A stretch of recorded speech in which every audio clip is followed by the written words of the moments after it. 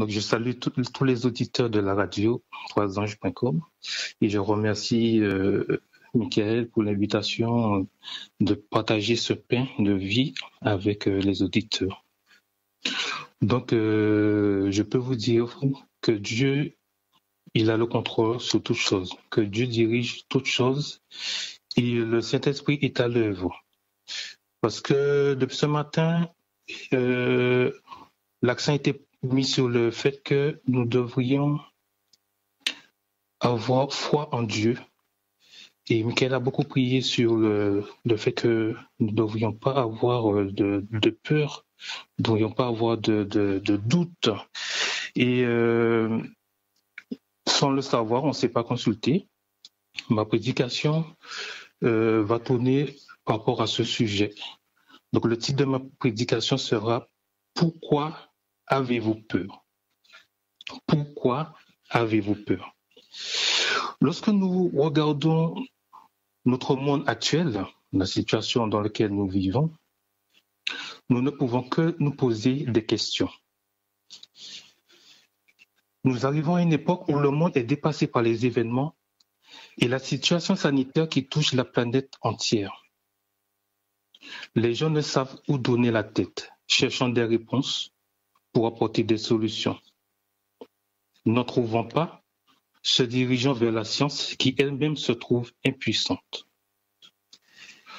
Le SARS-CoV en 2003, qui fut la première pandémie mondiale, qui a surpris le monde où tous les gouvernements étaient dépassés par cet événement. Après, on a eu la grippe H1N1 en avril 2009. Et cette fois-ci, l'OMS, ne voulant reproduire l'erreur de 2003, déclenche l'alerte maximale afin que les autorités puissent prendre des mesures sanitaires pour limiter la propagation du virus. Donc, le 12 novembre 2009, la France lance une campagne de vaccination qui tourne au fiasco. Je ne suis pas là pour vous parler de pandémie ou de virus quelconque. J'aimerais juste attirer votre attention cependant sur un point important. Cela concerne la politique mondiale de notre planète. Le problème de la politique et de la politique sanitaire, c'est qu'elle peut être gouvernée par deux choses.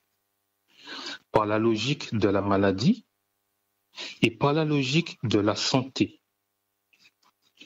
L'entreprise pharmaceutique qui pense à vendre ses médicaments ou vaccins se doit de pérenniser leur chiffre d'affaires qui s'étend à 60 milliards d'euros sur l'année 2019. Donc leur politique, c'est plus on a des malades, plus on est riche. N'arrêtons pas la maladie. Je donne un exemple. Quand vous allez par exemple chez un médecin, regardez combien de médicaments il vous prescrit pour juste une simple maladie. Et la plupart du temps, ils ne prennent pas le temps de vous écouter ou vous consulter. Ils vous disent, oh, prenez ça et vous vous sentirez mieux. Nous savons tous que lorsque nous prenons un médicament, cela déclenche une autre maladie. Quand nous croyons être guéris d'une maladie, nous contractons une autre. C'est un cercle vicieux pour que nous soyons toujours dépendants de la médecine. Je me souviens en août dernier, alors que j'avais été au travail, donc j'avais une toux. Et pendant toute la journée, je n'arrêtais pas de tousser. Alors, un de mes responsables sont venus me voir, me dire si je ne veux pas partir pour aller voir un médecin. Je dis non, ça va, c'est juste une toux. Après, un autre responsable est venu me voir, pareil, pour me demander si je ne veux pas partir parce qu'il voit que je tousse. Je dis non, ça ira, à la fin de la journée, j'irai voir un médecin s'il le faut. Et un moment après, une troisième personne est venue. Et là, il m'a dit non, il faut vraiment partir. Il faut partir et il faut aller te faire consulter. C'est pour vous dire à quel point les gens vivent dans la peur. Ils vivent dans la peur. Je regardais et pendant que je conduisais, et j'ai remarqué ça plusieurs reprises. Les gens sont tout seuls dans la voiture, les vitres sont fermées, mais ils ont un masque dans le visage. J'ai dit, oh là, ça va vraiment pas. Et je pense qu'il y a beaucoup de personnes qui meurent plutôt de la peur que du Covid. Alors, arrivé chez le médecin, celui-ci me dit, oh, ça ressemble au Covid. Je ne suis pas sûr, mais on dirait que donc il faudrait faire un test. Donc le fameux test PCR où on vous met une tige dans les deux narines. Donc je vais vous prescrire une ordonnance pour faire le test. Je me suis dit, n'importe quoi.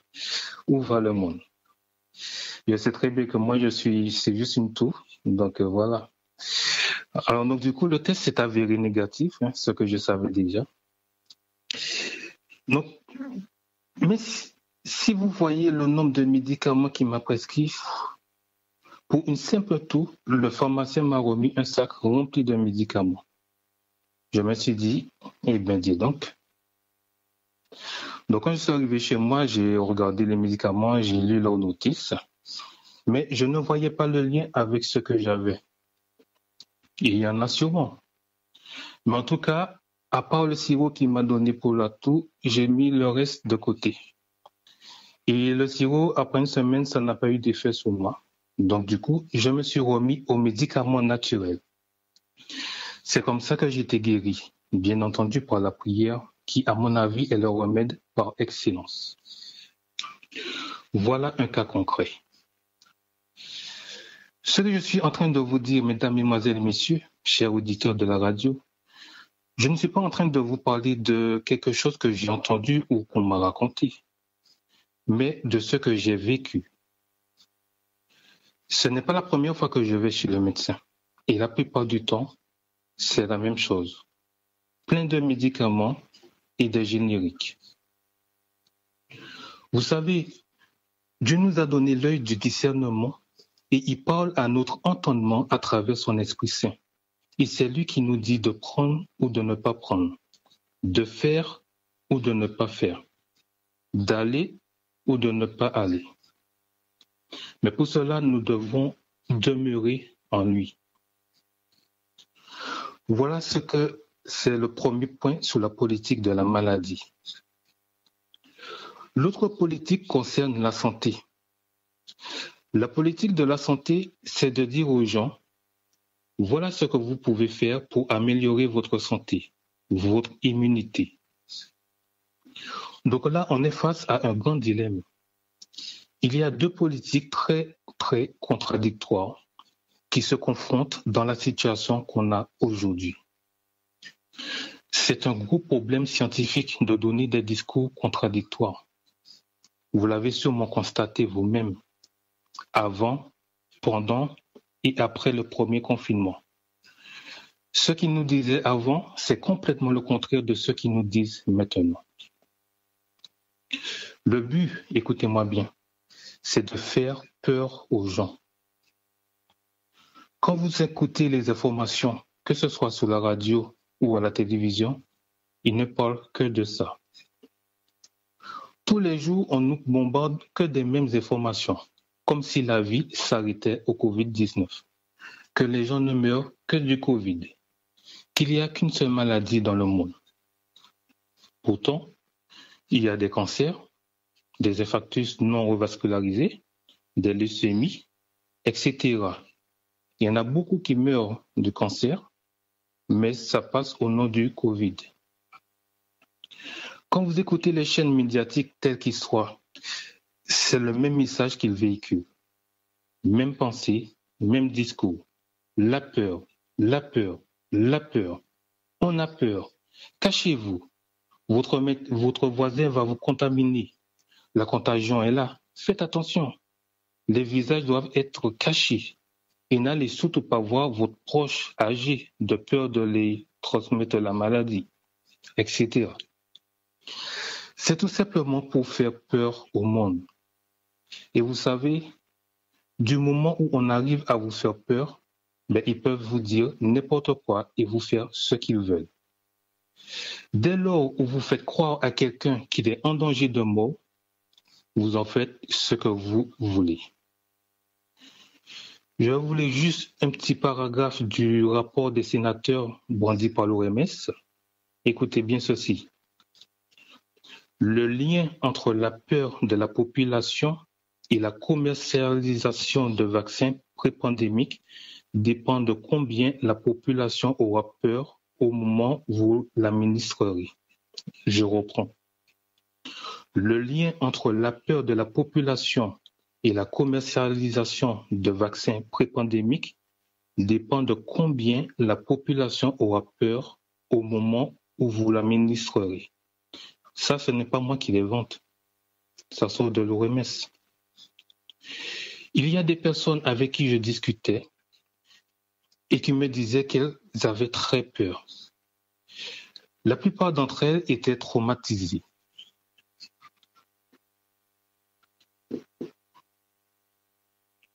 Je leur disais tout simplement d'arrêter d'écouter les informations, de ne pas écouter ce que les médias racontaient, parce qu'ils sont dirigés par des actionnaires soutenus par l'État, avec la participation bien sûr de 3 grandes agences de presse mondiales. Tout est filtré. Ils nous disent ce qu'on leur a demandé de nous faire croire. Donc du coup, moi, je leur parlais de la Bible et des prophéties en rapport avec les événements actuels. Entre-temps, je suis parti en vacances et à mon retour des vacances, j'ai été visiter l'une d'entre elles. Et vous savez quoi? Elle m'a dit que ça va beaucoup mieux et que depuis le jour où je lui avais parlé, elle ne regarde plus la télé, elle n'écoute plus les informations et là, elle se sent vraiment mieux. Un géant d'informatique qui cherche à vacciner la planète entière, à l'allocution de Bill Gates, ça devrait en effet nous faire peur. Je ne vais pas m'étendre à ce sujet, ce n'est pas le but de ma discussion. Mais si j'ai l'opportunité de revenir une autre fois sur cette radio, je vous expliquerai ce qui se cache derrière cette histoire de Covid, en lien bien sûr avec la prophétie de Daniel et d'Apocalypse. Si je vous parle de ça, c'est parce que je ne voudrais pas que vous soyez dans l'ignorance, vous qui m'écoutez à travers les ondes de cette radio. Il y a des choses qui sont en train de se mettre en place en coulisses concernant la fin de l'histoire de l'humanité. Et elles sont imminentes. Nous ne pouvons pas nous permettre de rester oisifs ou dans notre confort. Dieu a un message pour nous aujourd'hui. Et il nous pose cette question qui nous concerne tous. Malgré le temps difficile que nous traversons aujourd'hui, et ce, même lorsqu'on entend tous ces hommes et ces femmes qui annoncent un avenir très sombre après le Covid, Dieu nous pose cette question. Pourquoi avez-vous peur? Pourquoi as-tu peur, toi qui m'écoutes en cet instant? Dieu te demande pourquoi as-tu peur? N'est-ce pas moi qui ai le contrôle des événements? Pourquoi as-tu peur du Covid? Pourquoi as-tu peur de la maladie et de la mort? Pourquoi as-tu peur de perdre ton travail ou encore de ce que tu mangeras demain? Pourquoi as-tu peur quand tu es face à des difficultés, des problèmes? Voilà la question que Dieu nous pose en ce matin. Je m'en vais vous raconter une histoire, du moins nous allons voir ensemble cette histoire. C'est une petite balade qui tourna en cauchemar. Donc je vais vous inviter à ouvrir votre Bible dans le livre de Marc chapitre 4 et le verset 35 à 41. Donc ça se trouve à la page 995. Marc chapitre 4 et les versets 35 à 41. Donc je lis. Ce même jour, sur le soir, Jésus leur dit, passons à l'autre bord. Après avoir renvoyé la foule, ils l'emmenèrent dans la barque où il se trouvait. Il y avait aussi d'autres barques avec lui. Il se leva un grand tourbillon et les flots se jetaient dans la barque au point qu'elle se remplissait déjà. Et lui, il dormait à la poupe sur le coussin. Ils le réveillèrent et lui dirent, « Maître, ne t'inquiètes-tu pas de ce que nous périssons ?» S'étant réveillé, il menaça le vent et il dit à la mer, « Silence, tais-toi !» Et le vent cessa et il y eut un grand calme. Puis il leur dit, « Pourquoi avez-vous ainsi peur? Comment n'avez-vous point de foi ?» Ils furent saisis de grande frayeur, et ils se disent les uns les autres, « Quel est donc celui-ci à qui obéissent même le vent et la mer ?» Il y a plusieurs leçons à en tirer de cette histoire. Pour comprendre cette histoire, il faut connaître bien sûr le contexte dans lequel elle a été écrite. Mais avant tout, je vais vous inviter à incliner la tête et nous allons prier. Notre Dieu et notre Père, alors que nous ouvrons ta parole, ouvre notre intelligence. Et alors que nous allons prendre information, donne-nous la révélation. Nous t'avons prié dans le nom précieux de Jésus, ton Fils, et pour ta gloire. Amen. Donc, je vais vous inviter à garder ce passage donc de Marc, mais à tourner votre Bible dans le livre de Matthieu, chapitre 8 et le verset 18. Matthieu, chapitre 8 et le verset 18. Donc, ça se trouve à la page 957. Il a dit, Jésus, voyant une grande foule autour de lui, donna l'ordre de passer à l'autre bord. Pourquoi Jésus décida de passer à l'autre bord, à votre avis? Pourquoi Jésus décida de passer à l'autre bord? On voit que là, il évite la foule. Donc ça s'est passé après la tentation, donc au début de son ministère. Donc là, on voit il évite la foule. Quand nous regardons dans Matthieu, donc juste à côté, Matthieu chapitre 5, et le verset 1 et 2, on voit quelque chose de contradictoire. Voyant la foule, Jésus monta sur la montagne, et après qu'il se fut assis, ses disciples s'approchèrent de lui. Puis, ayant ouvert la bouche, il les enseigna. Donc, on voit dans Matthieu 5, dans le chapitre 5, Jésus, il voit la foule, donc il s'assoit et il commence à enseigner.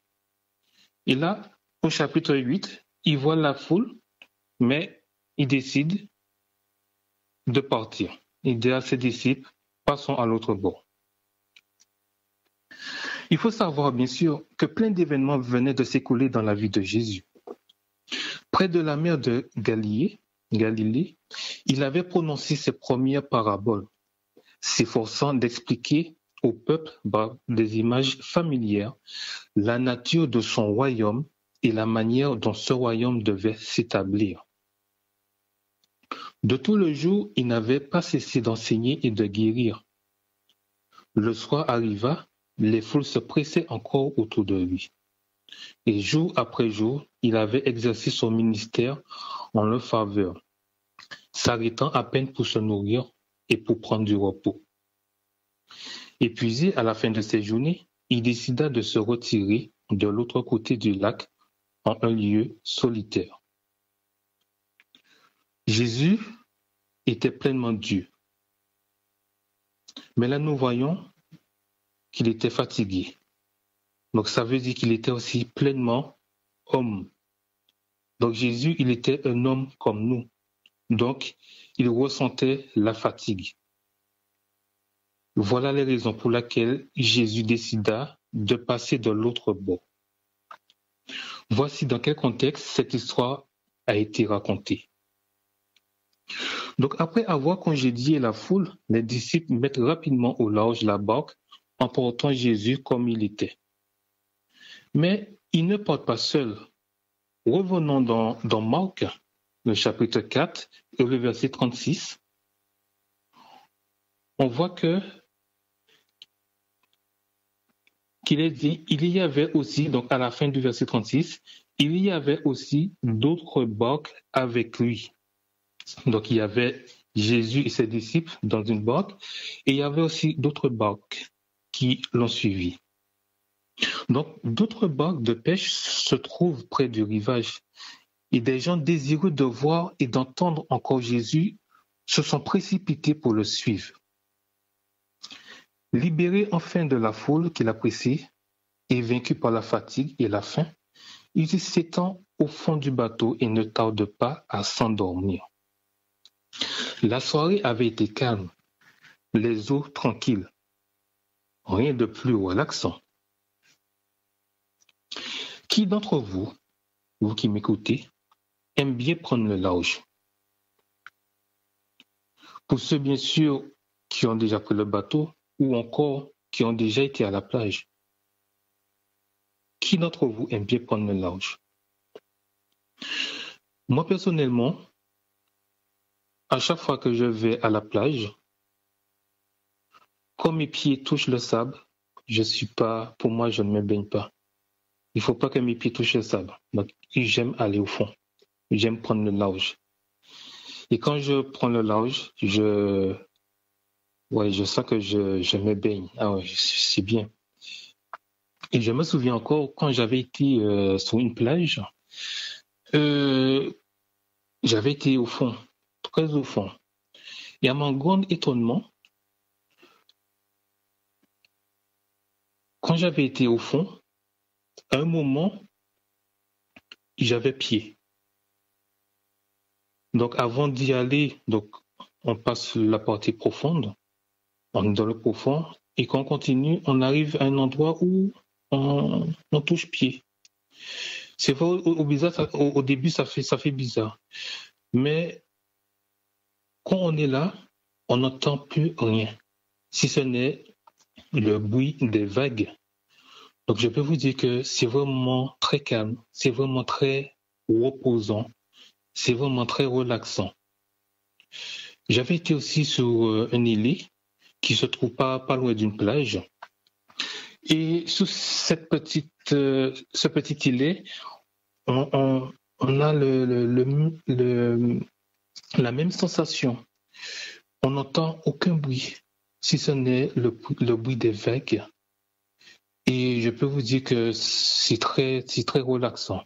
Donc je comprends quand Jésus a demandé à ses disciples, passe à l'autre bord, il a voulu prendre le large pour avoir un peu de tranquillité, pour être loin de la foule, pour pouvoir se reposer.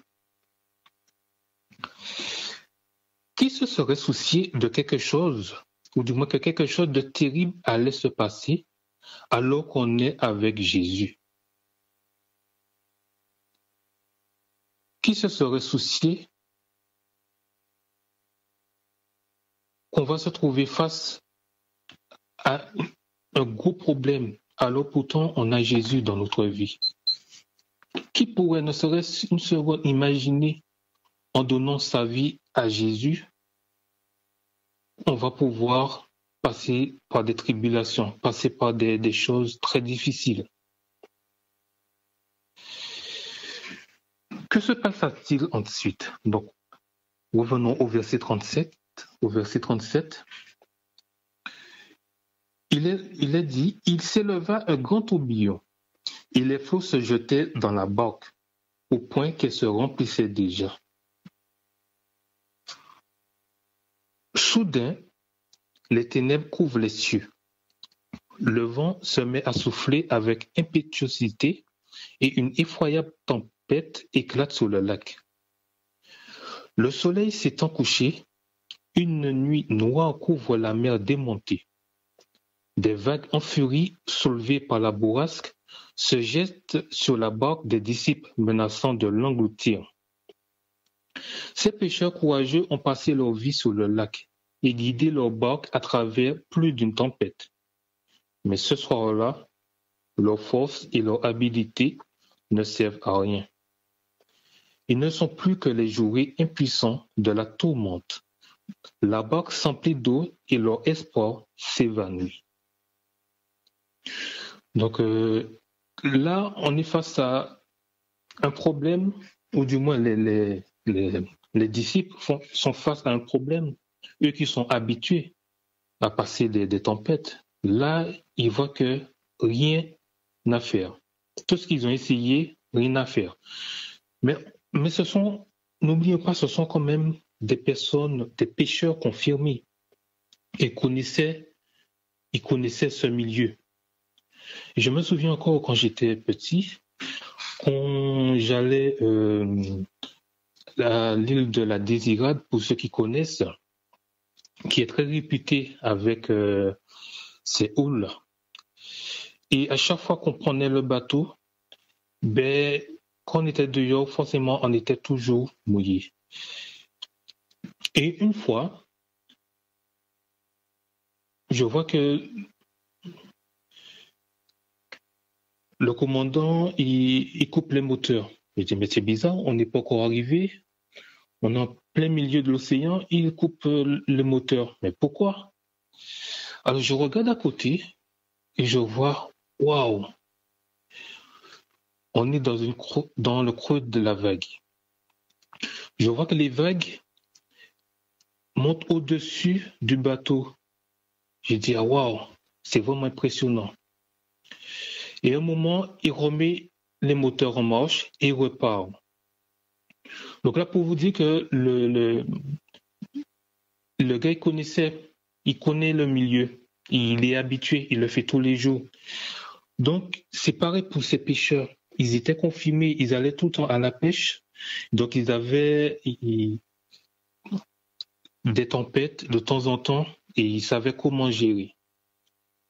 Mais là, devant des efforts en vain, voyant la mort arriver, ils se souviennent enfin de celui qui leur a donné l'ordre de traverser la mer, à savoir Jésus, leur unique espoir.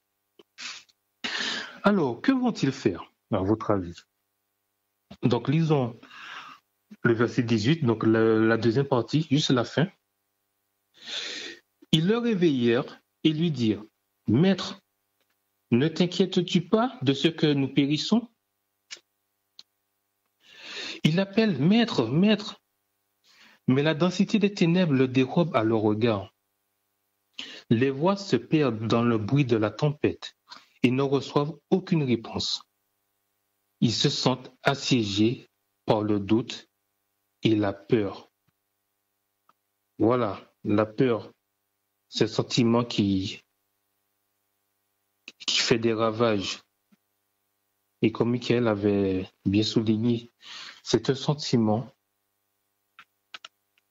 où, quand on a le doute, on n'est pas sûr, on manque de foi. Donc forcément, ce sentiment devient de plus en plus fort. Jésus les aurait-il abandonnés? Ne peut-il pas maintenant aider ses disciples, celui qui a vaincu la maladie, les démons, la mort elle-même? Les oublie-t-il dans leur détresse? Il lance encore un nouvel appel auquel seul le cri de la tempête en furie répond. Déjà, la barque s'enfonce. Encore un instant. Et selon toute apparence, ils vont être engloutis. Mais tout à coup, qu'est-ce qu'ils découvrirent? Regardons au verset 38. Donc là, on va voir juste la première partie. Et lui, il dormait à la peau sur le coussin. Voilà. Un éclair perce l'obscurité et ils aperçoivent Jésus paisiblement endormi malgré le tumulte. À chaque fois que je lis ce passage de l'Écriture, ou à chaque fois que je lis cette histoire, ça me rend perplexe. Ça me rend perplexe et je réfléchis. Et dans ma réflexion, ça me rappelle une autre histoire que nous connaissons tous, une autre histoire que nous allons voir tout à l'heure, une histoire similaire.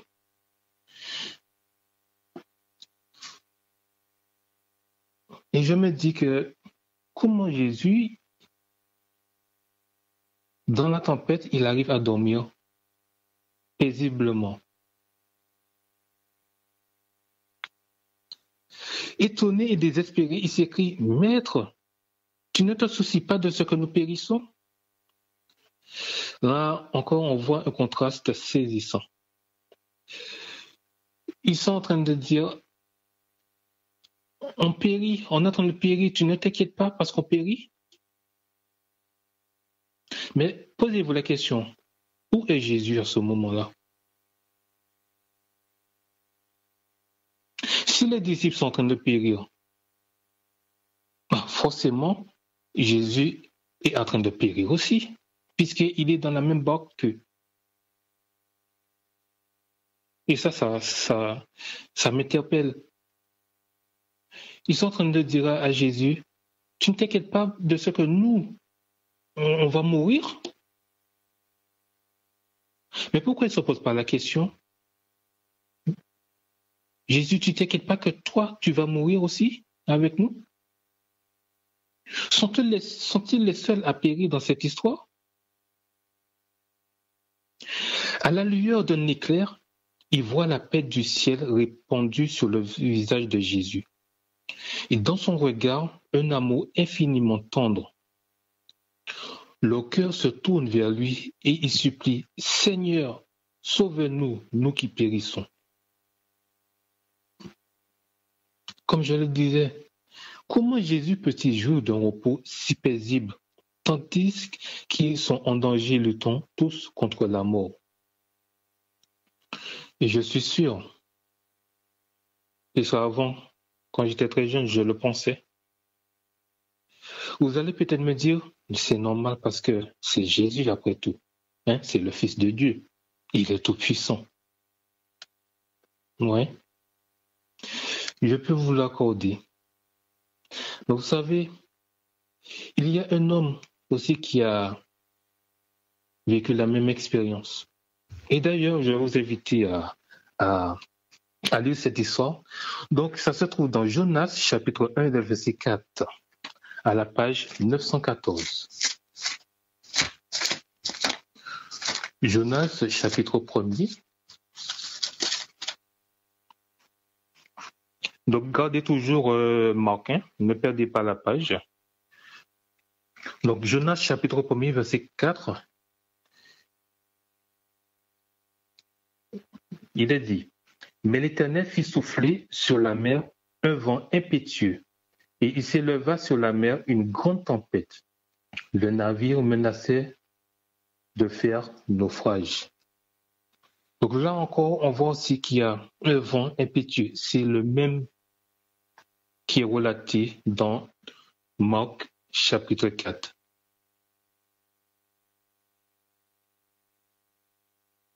Et qu'est-ce qui s'est passé au verset 5 de Jonas?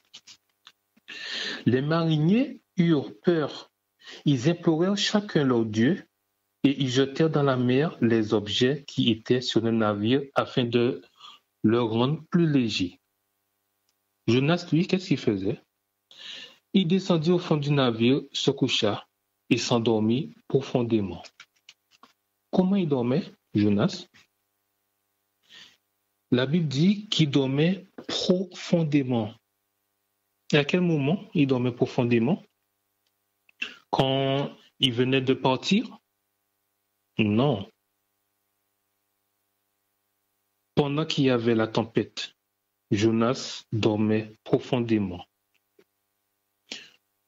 Alors, la question qui se pose, comment fait-il pour dormir profondément? Là, il ne s'agit pas de Jésus. Là, il s'agit d'un homme comme nous, de Jonas.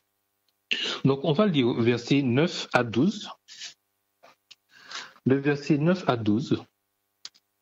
Il leur répondit, « Je suis hébreu, et je crains l'Éternel, le Dieu des cieux, qui a fait quoi? Qui a fait la mer et la terre. Donc ces hommes eurent une grande frayeur et lui dirent, pourquoi as-tu fait cela?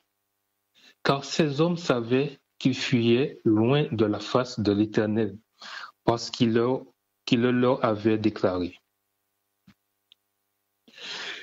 Ils lui dirent, que te ferons-nous pour que la mer se calme envers nous? Car la mer était de plus en plus orageuse. Jonas leur répondit, prenez-moi et jetez-moi dans la mer, et la mer se calmera envers vous, car je sais que c'est moi qui attire sur vous cette grande tempête. Alors ces hommes ramaient pour gagner la terre, mais ils ne le purent parce que la mer s'agitait toujours plus contre eux. Alors ils invoquèrent l'Éternel et dirent, ô Éternel, ne nous fais pas périr à cause de la vie de cet homme, et ne nous charge pas du sang innocent, car toi, Éternel, tu fais ce que tu veux. Puis ils prirent Jonas et le jetèrent dans la mer. Et la fureur de la mer s'apaisa au même instant. Ces hommes furent saisis d'une grande crainte de l'Éternel, et ils offrirent un sacrifice à l'Éternel, et ils firent des vœux. Wow! Dieu ne fait rien au hasard. Il avait dit à Jonas d'aller prêcher pour lui, d'aller avertir la ville de Ninive. Il aurait pu très bien empêcher le bateau de partir,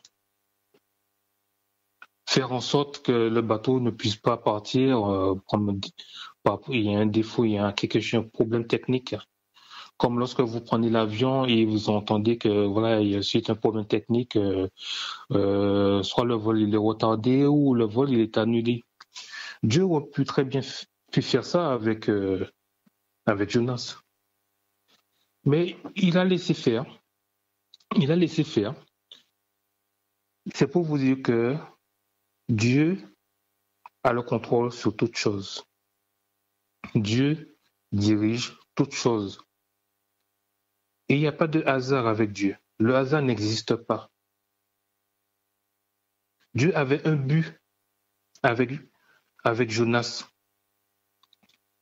Et ce que Jonas ne voulait pas faire avec Ninive, et Dieu l'a utilisé. Et regardez comment le témoignage de Jonas a été puissant envers les autres passagers du bateau. Lisons le verset 5, déjà. On va juste comparer deux versets. Le verset 5. Les mariniers eurent peur. Ils implorèrent chacun leur Dieu et ils jetèrent dans la mer les objets qui étaient sur le navire afin de le rendre plus léger. On va s'arrêter là. Et regardez le verset 16. Les mêmes personnes qui invoquaient leur Dieu. Ces hommes furent saisis de grande crainte de l'Éternel. Et qu'est-ce qu'ils faisaient? Ils offrirent un sacrifice à qui? À l'Éternel. Et non pas à leur Dieu, à l'Éternel. Et ils firent des vœux. Donc là, Dieu a utilisé Jonas pour témoigner pour lui. Et Jonas qui refusait de témoigner à Ninive, sans le vouloir, il a témoigné aux passagers du bateau.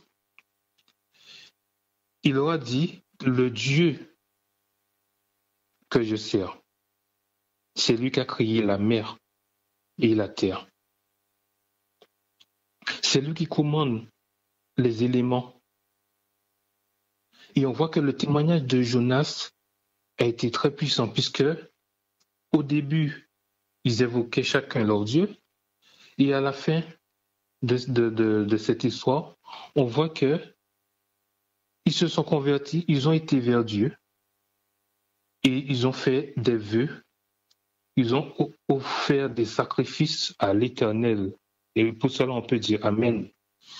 Comment Dieu, il dirige toutes choses. Comment Dieu, il a le contrôle sur toutes choses. Donc nous ne devrions pas avoir peur quand nous nous trouvons dans des situations inattendues. Dieu, il est là. Revenons dans le chapitre, du moins dans le livre de Marc. Donc, nous voyons que là, il s'est levé une grande tempête. Et là, les disciples, ils appellent Jésus à leur secours. Ils leur disent de faire quelque chose. Alors, au verset 39, s'étant réveillé, donc Jésus, il menaça le vent et il dit à la mer, « Silence, tais-toi !» Et le vent cessa. Et il y eut un grand calme. Waouh! Quelle démonstration! Chers auditeurs, nous servons un Dieu tout-puissant, un Dieu qui commande au vent, un Dieu qui commande à la tempête, qui commande à la mer. C'est lui, n'oublions pas, qui a créé les cieux et la terre. C'est lui qui nous a créés. Et tout ce qui existe l'a été par sa volonté. Les autres barques qui étaient avec eux, ils avaient traversé les mêmes dangers. La terreur et le désespoir s'étaient emparés de ceux qui les occupaient. La furie des vents ayant rapproché les barques, alors tous purent assister au miracle. Remarquez au verset 40, nous allons lire au verset 40 et 41. Puis il leur dit, « Pourquoi avez-vous ainsi peur? Comment? N'avez-vous point de foi ?» Ils furent saisis d'une grande frayeur, et ils se dirent les uns aux autres, « Quel est donc celui-ci à qui obéissent même le vent et la tempête ?» Jésus jouissait d'une paix parfaite quand il fut réveillé au milieu de la tempête.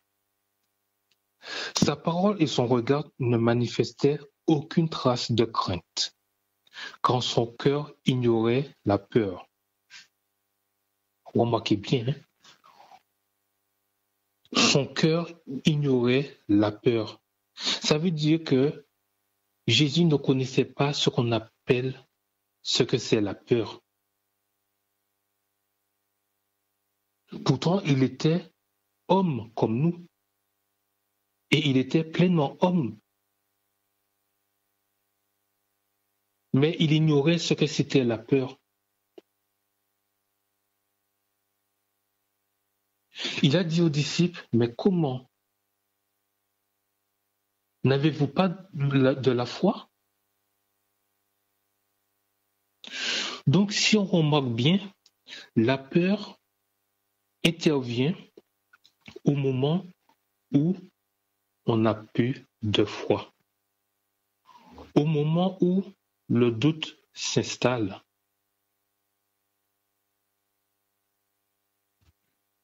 Et plus la foi s'en va, plus la peur augmente. Cependant, il ne se confiait pas en sa puissance souveraine. Comme je l'avais dit au début, Jésus, il était pleinement Dieu. Oui, c'est vrai. Mais ce n'est pas parce qu'il était pleinement Dieu qu'il n'avait pas peur. Loin de là. Ce n'est pas en qualité de maître de la terre, des mers et du ciel qu'il se reposait si tranquillement. Et vous savez pourquoi? À votre avis, pourquoi? Mais tout simplement, cette puissance, il s'en était dépouillé. Et lui-même le déclare. Je ne peux rien faire par moi-même.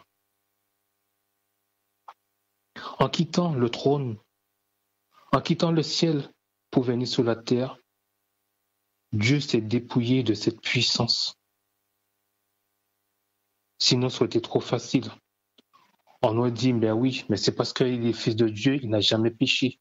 C'est parce qu'il est Dieu qu'il a fait toutes ces choses. Non. Détrompez-vous. Dieu s'est dépouillé de toute sa puissance qu'il avait sur la terre. Et quand il est venu sur la terre, il est apparu en simple homme. Et il a dit, je ne peux rien faire par moi-même. Donc, ce qui voudrait dire, Jésus se confiait en la puissance de son Père. Il se reposait sur la foi en l'amour de Dieu et en ses soins. Nous savons tous que Dieu est amour, amour avec le grand A. Donc s'il est amour, il ne voudra que notre bien. Et la Bible le relate. Comme un père a compassion de ses enfants, votre Père céleste a compassion aussi de ses enfants. Donc Jésus, il était conscient de cela. Il était conscient que Dieu l'aimait plus que toute autre chose. Vous qui m'écoutez en ce matin, Dieu t'aime plus que quelque autre chose sur la terre. Tu as de la valeur à ses yeux. Tu as du prix à ses yeux. Dieu t'aime, mon ami. Dieu t'aime et il veut te sauver. Il veut te secourir.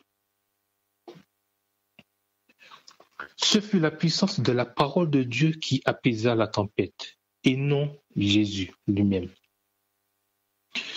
Le vent s'apaise, les vagues se calment, les nuages se dissipent et les étoiles recommencent de briller.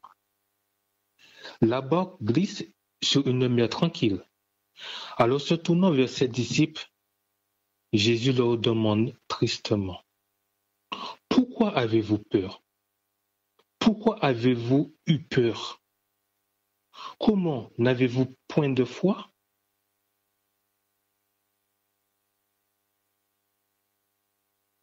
Jésus te pose la question, « Pourquoi as-tu peur ? N'as-tu point de foi en moi ? »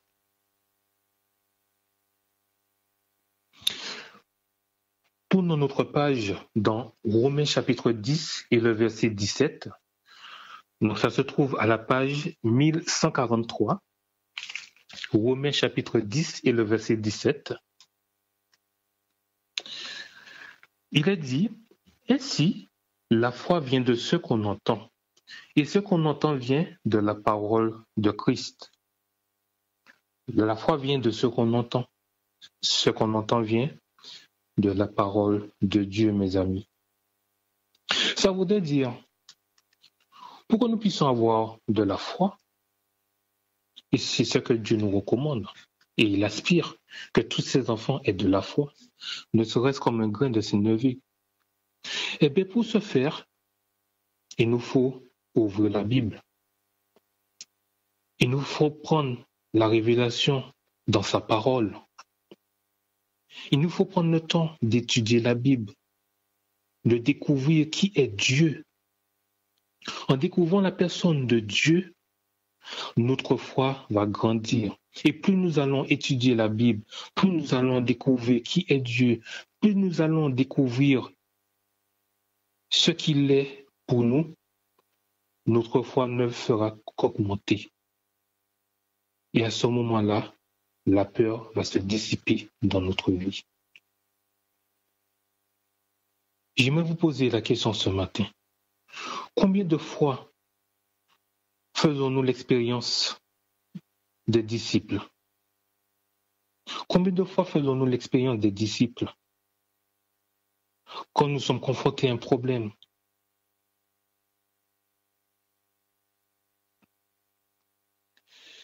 De même que Jésus se reposa par la foi sur les soins de son Père, de même nous aussi, nous devons nous reposer sur les soins de notre Sauveur. Sur terre ou sur mer, nous ne devons rien redouter. Si nous avons le Sauveur avec nous, alors pourquoi avoir peur? Quand éclatent les tempêtes de la tentation, quand l'éclair brille et que les vagues s'amoncellent sur nous, nous combattons seuls contre l'orage. oublions souvent que Jésus est là, tout près de nous. Alors nous nous confions en nos propres forces, comme les disciples l'ont fait, jusqu'à ce que, ayant perdu tout espoir, nous soyons près de périr. Alors, allons-nous nous souvenir de Jésus? Pourquoi attendre le dernier instant pour nous souvenir que, ah oui, il y a Jésus qui est là. Allons l'appeler.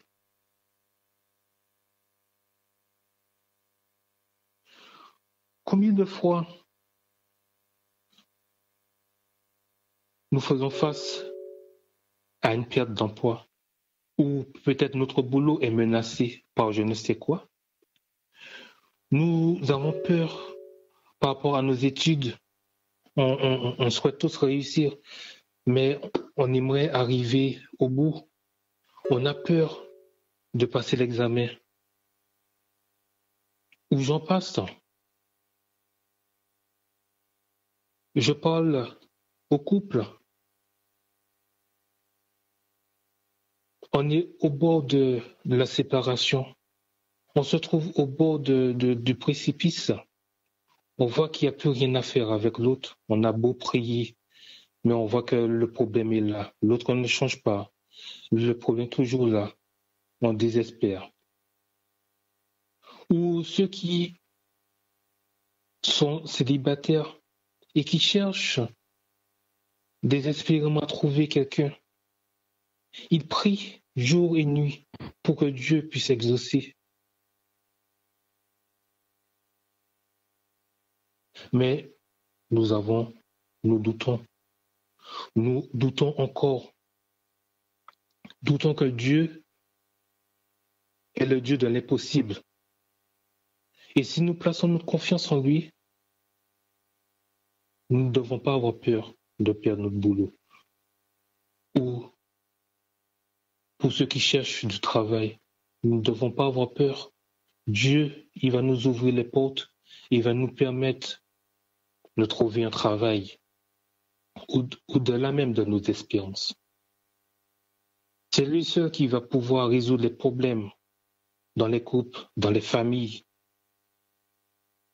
C'est lui seul qui va pouvoir résoudre les problèmes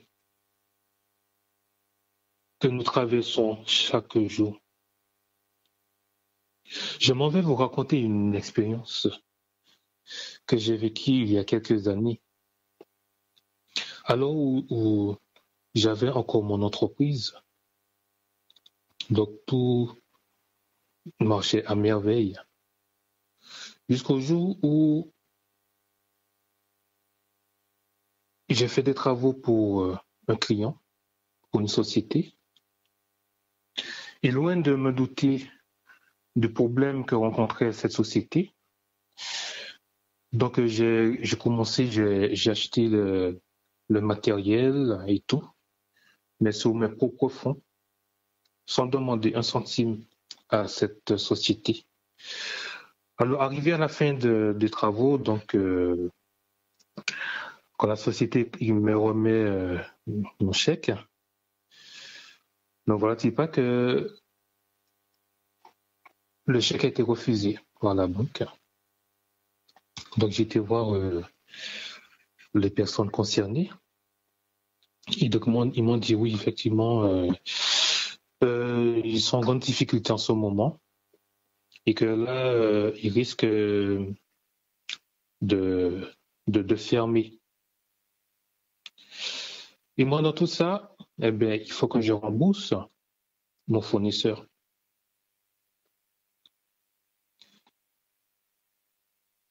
Franchement, je me suis trouvé dans une situation très compliquée. Très, très compliquée.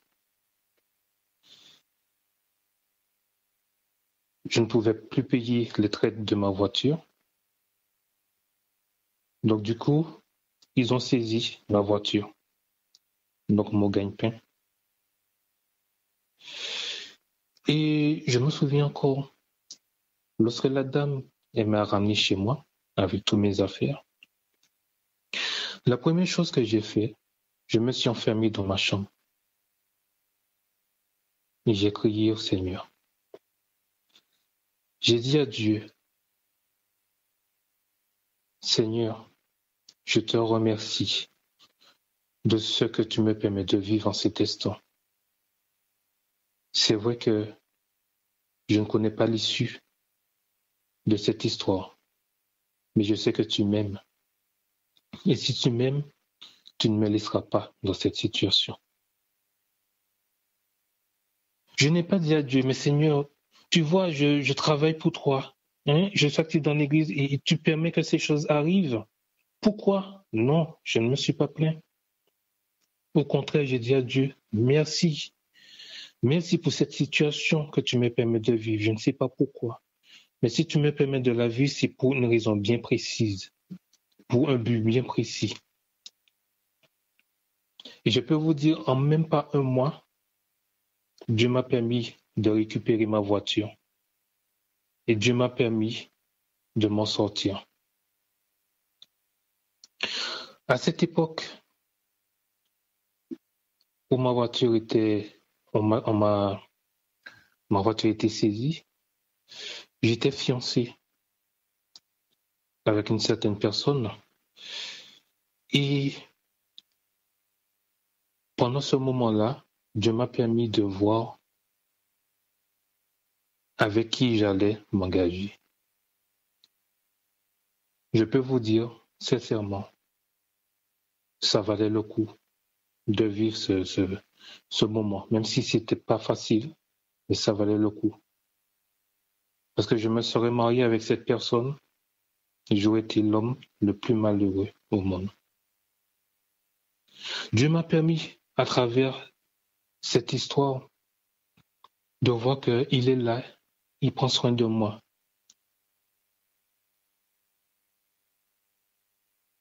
Franchement, je ne peux que le louer. N'oublions pas, Dieu, il est amour. Dieu, il est amour. Et s'il est amour, il ne va pas vous laisser dans cette situation. S'il permet, c'est pour quelque chose, c'est pour une leçon, pour un but bien précis dont lui seul connaît l'issue. Mais j'aimerais te dire aujourd'hui, toi qui m'écoutes à travers les ondes de cette radio, si Dieu te permet de passer par des moments difficiles dans ta vie, c'est parce qu'il a une leçon à t'apprendre.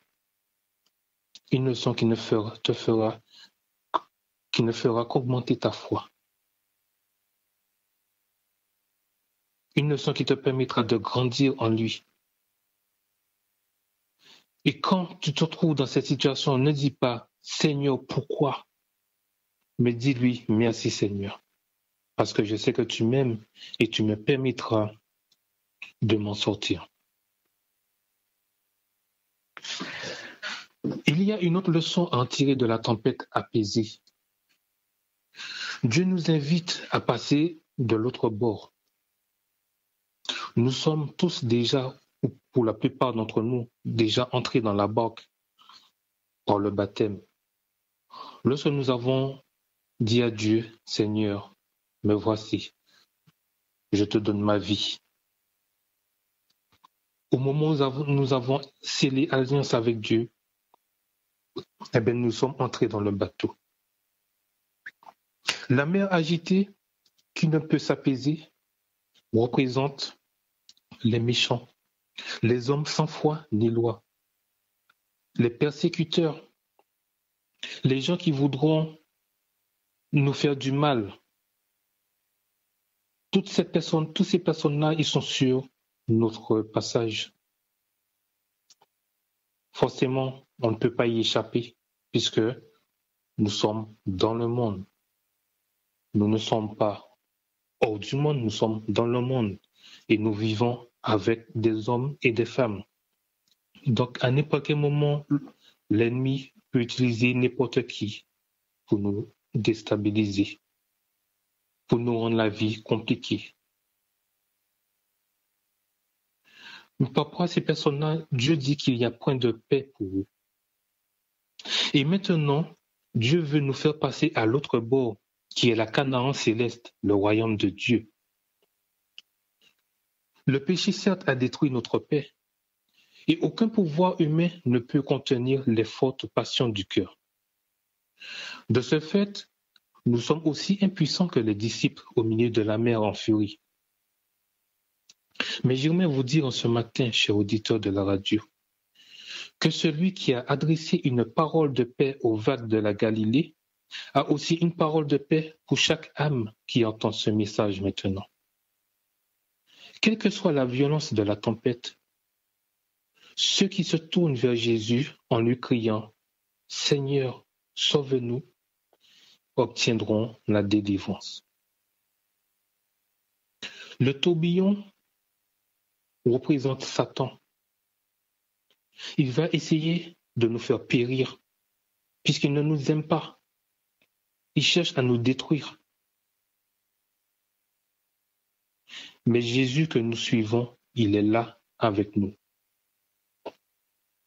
Et comme nous sommes dans la barque avec Jésus, les tourbillons viendront certainement et Satan s'acharneront contre nous. Nous devrions dormir aussi tranquillement et paisibles lorsque les problèmes viendront. Comme Jésus a dormi tranquillement au milieu de la tempête.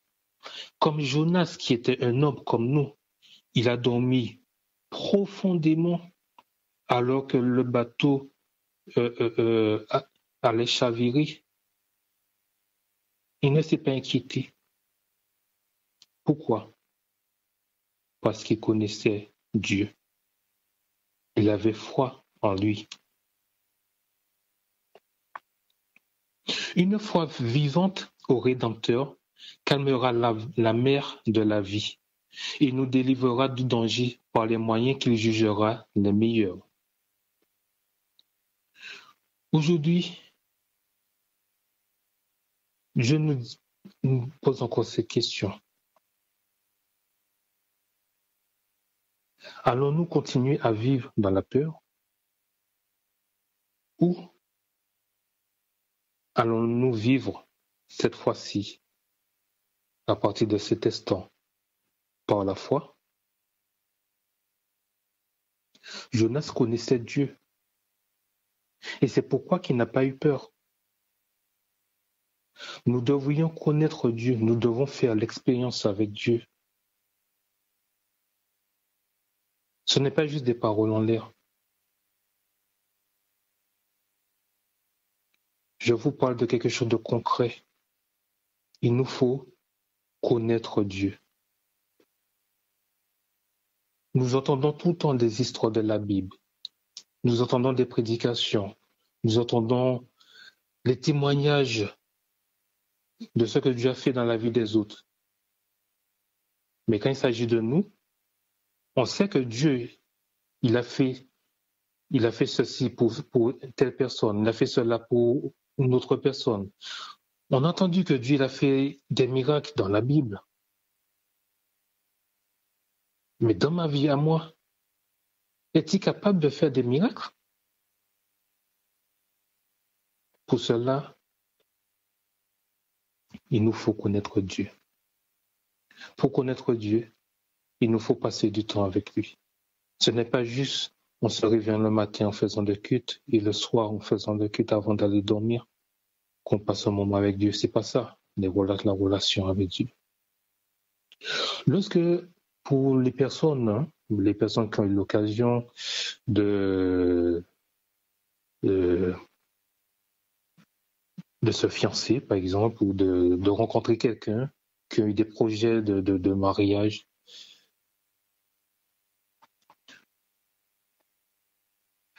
au début, plus ils passaient du temps avec ces personnes, plus ils étaient contents, plus ils apprenaient à découvrir la personne. C'est cette relation que Dieu souhaite que nous puissions avoir avec lui. Cette relation intime. Dieu veut que nous puissions vraiment passer du temps avec lui. Et plus nous allons passer du temps avec lui, vous allez voir, ce n'est pas de la blague ce que je vous raconte. Plus vous allez découvrir qui est Dieu, votre foi va grandir. Et vous n'aurez plus ce sentiment de peur. Vous n'allez plus connaître la peur.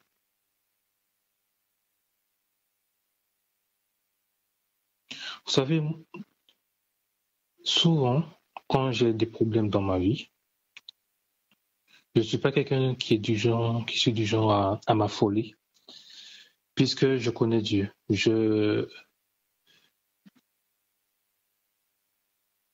déjà vu tout ce qu'il a déjà fait dans ma vie depuis tout jeune. Et moi, je l'ai pris au mot. Et je vois que Dieu répond toujours aux prières. Donc quand je suis face à un problème, je ne m'inquiète pas. Je prie dans mon cœur. Je crie à l'Éternel. Et il me délivre toujours.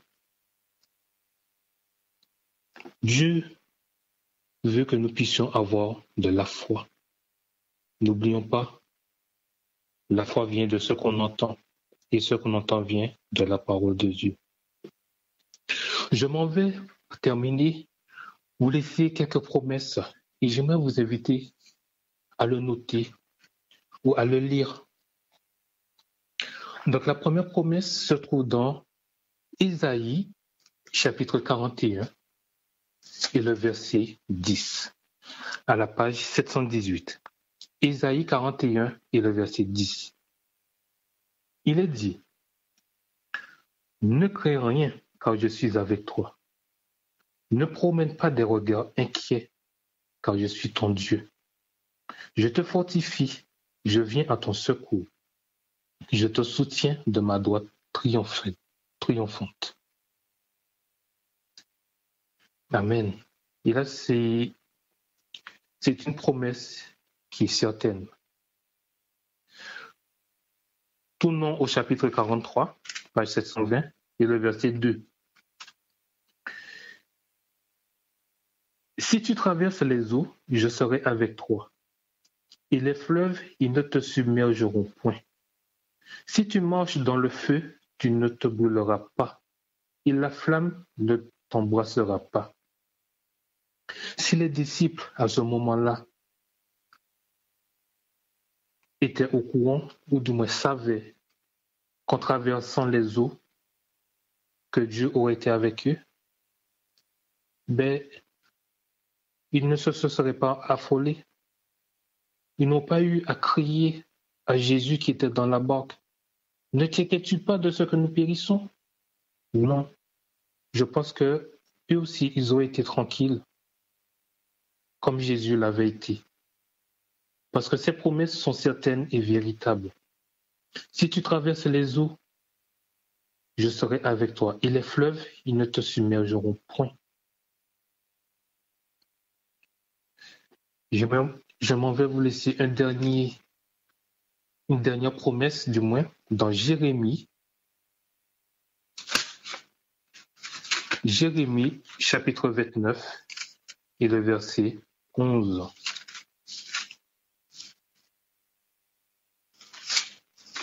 Jérémie, chapitre 29, et le verset 11, page 780. « Car je connais les projets que j'ai formés sur vous, dit l'Éternel, projets de paix et non de malheur, afin de vous donner un avenir et de l'espérance. » Afin de vous donner un avenir et de l'espérance. Au-delà du Covid, au-delà de tout ce qu'on pourra vous annoncer pour la suite, nous avons cette promesse que Dieu est celui qui peut nous donner un avenir, et un avenir bien meilleur que ce que nous connaissons actuellement, et nous donner de l'espérance. Alors, mes chers frères et sœurs, je vous souhaite de faire cette promesse les vôtres, de vous les accaparer, et plaçons notre confiance en Dieu, car il nous délivrera. C'est certainement. Que Dieu vous bénisse, et je souhaite que nous puissions vraiment, à partir d'aujourd'hui, faire cette expérience de la foi. Que Dieu vous bénisse. Donc, je passe la main à Michael pour la suite. Amen, amen. Gloire à Dieu, gloire à Jésus, gloire au Saint-Esprit de Dieu. Alors que c'est l'heure de la dernière prière. En cet instant, le Seigneur nous invite à lui confier nos angoisses, nos peurs, nos inquiétudes. Il y en a qui ne dorment pas la nuit parce qu'ils sont dans les peurs, dans les inquiétudes. Il y en a qui nous bombardent de messages concernant les vaccins, les ceci, parce qu'il y a de l'angoisse, il y a des peurs. La peur de l'avenir, la peur de mourir, la peur de perdre le conjoint, la peur du lendemain, quelles que soient les inquiétudes que vous avez dans l'âme, c'est le moment de les confier, de demander à Jésus que ces choses quittent vos corps, quittent vos âmes, quittent vos pensées, parce que ce sont les ennemis de la foi. Nous allons chanter 2 chants et après ces 2 chants, nous demandons à Guédi de prier pour nous. Auditeurs, auditrices de la radio Toisange, je vous invite à chanter ces chants comme si c'était des prières, comme si c'était des appels au secours. Parce que sans l'aide de Dieu, nous n'allons pas pouvoir vaincre la peur. La peur, comment dirais-je, Satan les utilise contre nous afin de pouvoir voler nos bénédictions, afin de pouvoir voler notre relation avec le Seigneur. Quand nous sommes dans la crainte, quand nous sommes dans la peur, nous n'arrivons pas à capter la voix de Dieu. 375, Maître, entends-tu la tempête? Le premier chant. 375, hymne et louange. Mais entends-tu la tempête et ces terribles accents? Par le Seigneur et l'arrête, sauve, sauve tes enfants. Mais aucun bruit ne l'éveille, il dort et nous périssons. À nos cris prête l'oreille, sauve-nous, nous t'en prions. Il parle aux florents d'immense paix vous soit. La mer, les vents font silence. Paix vous soit, paix vous soit. Il est notre délivrance. Paix vous soit. Maître, mon cœur qui chancelle traverse les grandes eaux, et l'orage à ma nacelle livre de rudes assauts. Oh, qui verra ma détresse, d'où me viendra le secours? À toi, Seigneur, je m'adresse, c'est à toi que j'ai recours. Il parle aux florents d'immense paix vous soit. La mer, les vents font silence. Paix vous soit. Paix vous soit, il est notre délivrance. Paix vous soit, Maître, l'onde est apaisée, le doute a quitté mon cœur, et mon âme consolée a retrouvé son sauveur. Oh, prends en ta main ma vie jusqu'au jour de ma mort. En toi seul je me confie, tu me conduiras au port. Tu parles aux florents d'immense paix vous soit. La mer, les vents font silence. Paix vous soit, paix vous soit. Il est notre délivrance. Paix vous soit. La paix, la paix, la paix au nom de Jésus. 376, le dernier chant. 376, le vent soufflait. 376, hymne et louange. Le vent soufflait et faisait rage, tandis qu'à peine on ramène, insensible au bruit de l'orage. Jésus dormait, insensible au bruit de l'orage. Jésus dormait. Nous périssons, oh je t'en prie, et s'écria-t-on tout en émoi. Mais il dit allons en furie, apaise-toi. Mais il dit allons en furie, apaise-toi. Le vent cessa, plus de tourmente, se déchaînant sous le ciel noir. La mer fut calme et transparente, comme un miroir. La mer fut calme et transparente, comme un miroir. Amen, amen, amen. Je vais laisser Guidi prier. Inclinons la tête.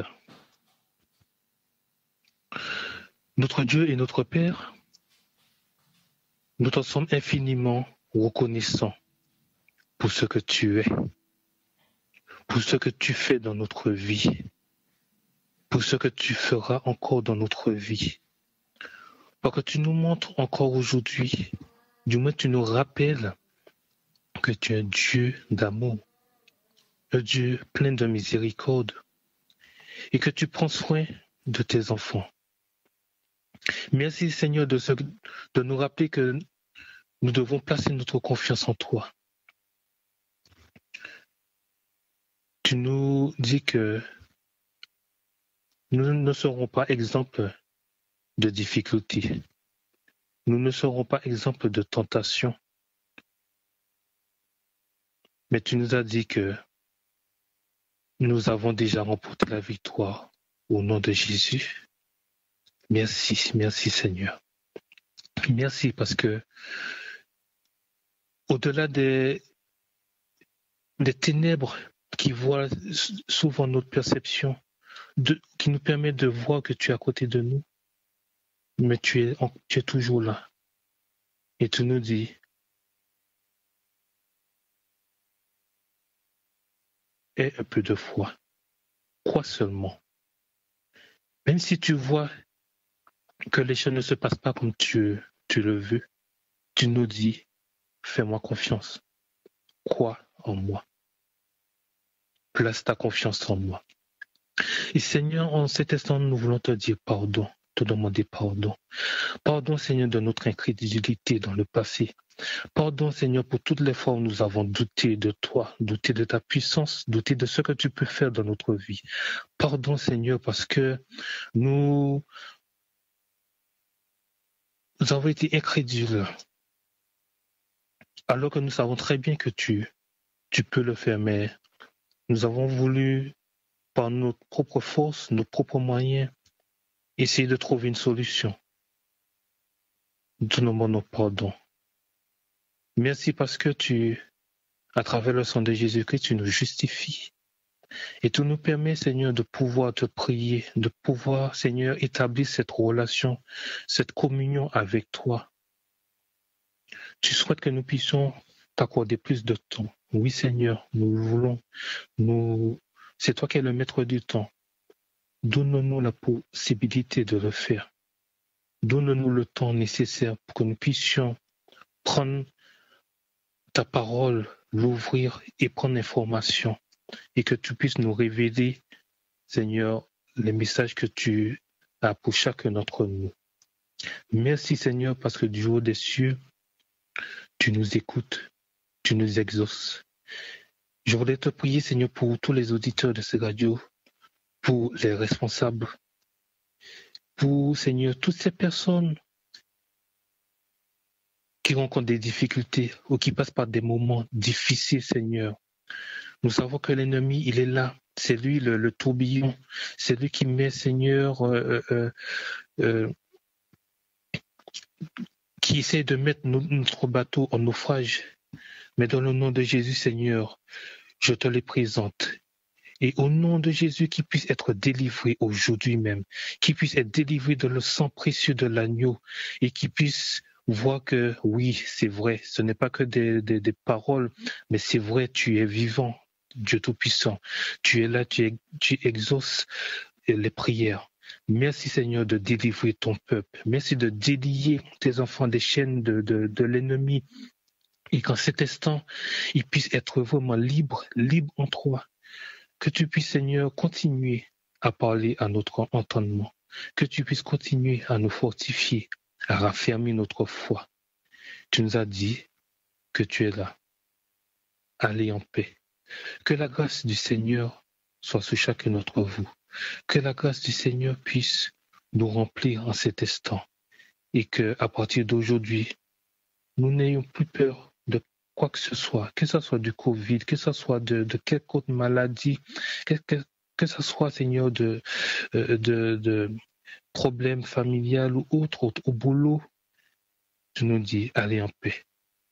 Merci de ce que tu nous exauces et que ton nom seul soit élevé. Nous t'avons prié dans le nom précieux de ton Fils Jésus et pour ta gloire. Amen.